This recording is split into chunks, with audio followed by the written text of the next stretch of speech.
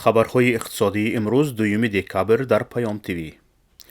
حجم تحویل محصولات نفتی طریق امتیاز از روسیه به تاجیکستان در سال 2023 زیاد خواهد شد.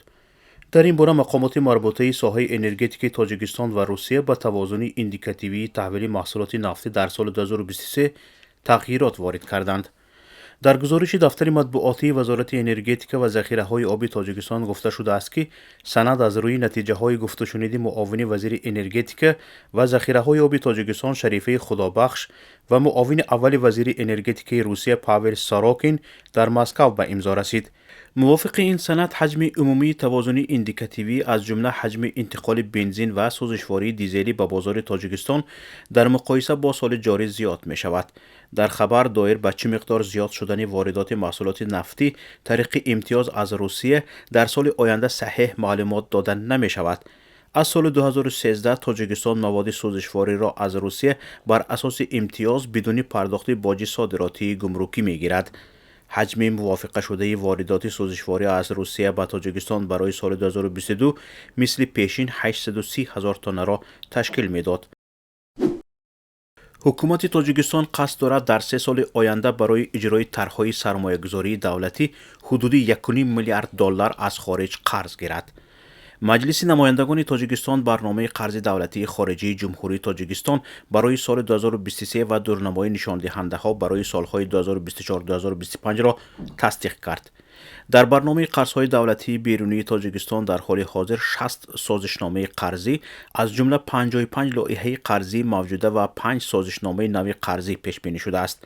سازشنامه‌های قرضی نو که در مجموع 432 میلیون 900 هزار دلار آمریکایی را تشکیل می‌دهند، اجرای طرح‌ها در بخش‌های انرژی، ارتباطات نقلیات، آبرسانی و کشاورزی را در بر می‌گیرد.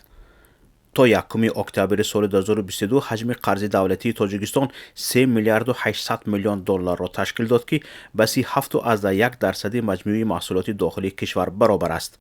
حجم قرض‌های خارجی در ساختار قرض دولتی کشور 3 میلیارد و 200 میلیون دلار و حجم قرض داخلی 600 میلیون دلار را تشکیل می‌دهد. بانک توسعه اوراسیا مسئله تامین مالی یک قطار طرح‌های انرژی در تاجیکستان از جمله نیروگاه راغون را می‌آموزد. ویکتور لیبیدف مدیر سرریاستی طرح‌های استراتژی بانک آسیایی توسعه امروز در نشست خبری به خبرنگاران گفت که بانک به نقشه گرفته است که برای رشد مجموعه آب و انرژی کشورهای آسیای مرکزی 400 میلیون دلار سرمایه گذاری کند و در آینده وابسته به ثبات مالی لایحه‌ها حجم مبلغ گذاری افزایش خواهد یافت. از جمله لایحه‌های انرژتیکی تاجیکستان به طور مفصل آموخته می‌شوند. لایحه نیروگاه برق آبی راغون مبلغ‌های سازمان‌های مالی بین‌المللی و بودجه دولتی جمهوری را در بر می‌گیرد. لایحه برای تاجیکستان از جهت استراتژی مهم است. اشتراک بانک آسیای رشد در مبلغ گذاری این لایحه و حجم سرمایه گذاری اساسی پس از آموزشی مفصل معین کرده می شود. لیبیدف همچنین قید کرد که تطبیق لایحه انرژتیکی به افزایش صادرات نیروی برق از تاجیکستان به کشورهای دیگر از جمله به کشورهای آسیای مرکزی مساعدت می کند.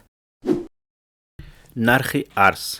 بانک ملی تاجیکستان ارزش سامانه را نسبت به اسعار خارجی برای امروز دوم دکبر اعلان کرد.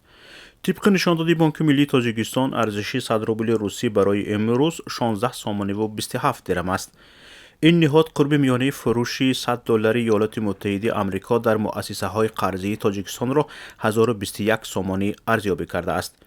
بانک ملی قرب میانه فروش 100 یورو را 1067 سامانه و 5 درم معین کرده است. نرخ طلا.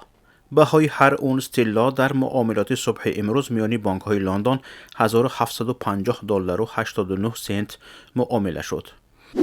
نرخ نفت خام. نرخ میانه فروش هر بشکه نفت خام تحویل ماه آینده در بیرژه‌های لندن 87 دلار و 5 سنت معامله شد. نرخ میانه هر بشکه نفت خام تحویل ماه آینده در بیرژه‌های نیویورک 81 دلار و 42 سنت معامله شد.